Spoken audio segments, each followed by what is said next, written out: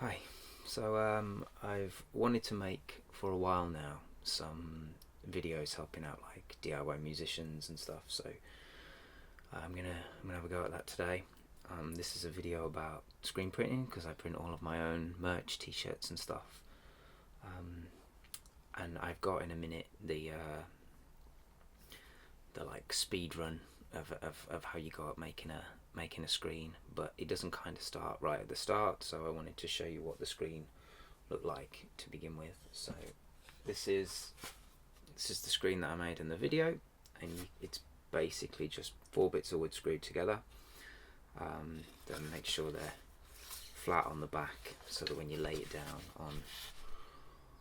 on a shirt or on a piece of fabric or whatever, um, that it's nice and flat so that the screen fits nicely. And so when you've got that, I've used picture frames and stuff before, so you just got, this is just made from some offcuts of wood. Once you got that, you get some of this screen printing mesh or gauze. That's it.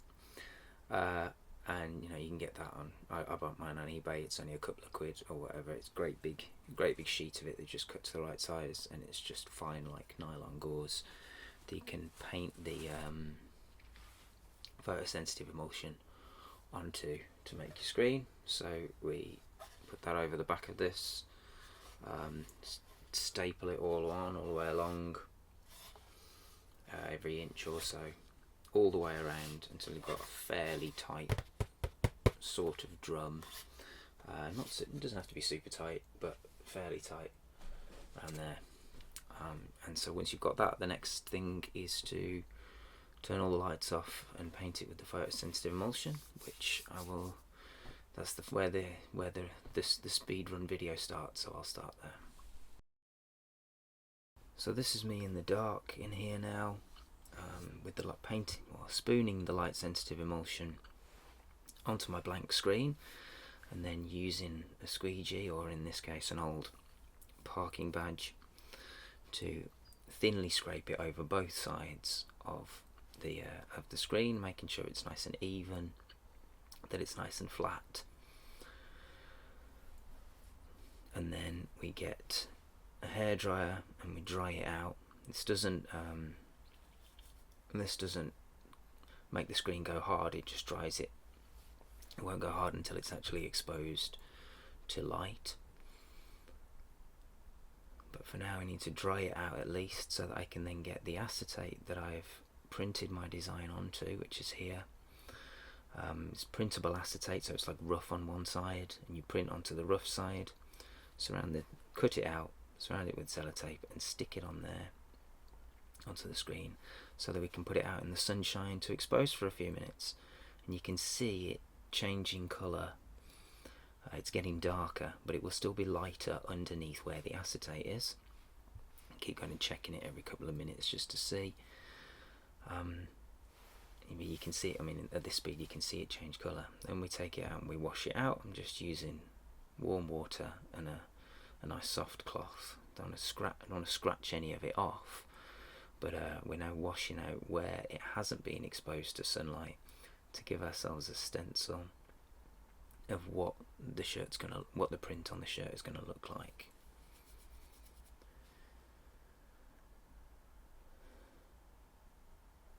Once we've done that, I'll dry it off,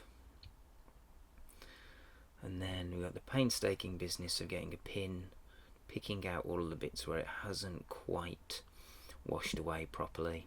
Give it a bit of a dry out.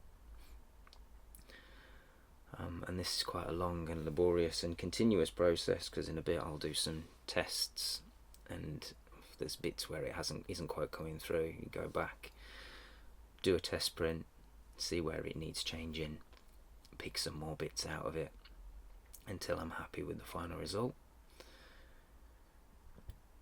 And the same with, in a second, if there's any holes in there that the ink's going to come through that I don't want it to come through, the next step is to get the screen filler out and paint over those holes, which I'll be doing in a second.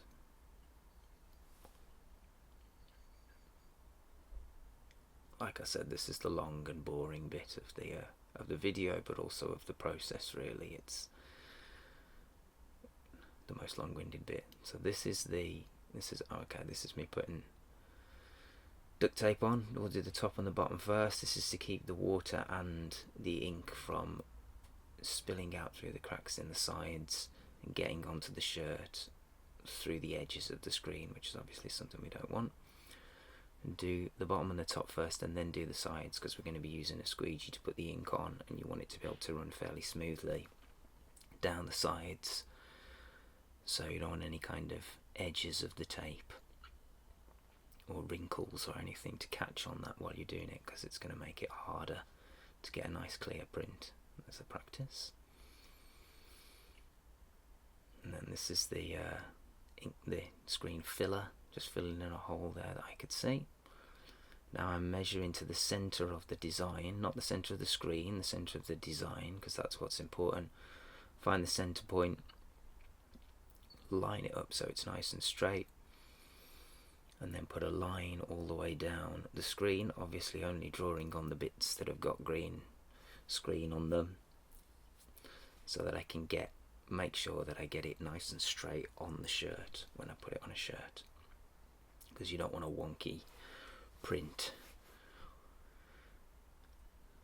And this is just a piece of plywood that I had knocking about, that I've made a screen, made a thing to fill the shirts out with, putting the ink on with opaque ink like white. You do a couple of passes, a nice smooth one and then a more firm one, and then do that again with dark ink. I usually only do it once because it's usually runnier, like if I'm doing black on white or something. So this is me doing a couple of prints, and I'm still not happy with the fact that there's some bits coming through, so I went back and did a bit of filled some more bits in with screen filler. You can see the little red blobs there where I filled bits in where it showed up on the test that there was ink coming through. And that one's a bit better. So we dry it off, and then I've got a heat press. I didn't always have a heat press, so I used to use an iron, and you just turn the steam off and turn the iron up full and give it 3 minutes. But now I use the heat press, so just whack it down and set the timer and go. And that's it. So cheers.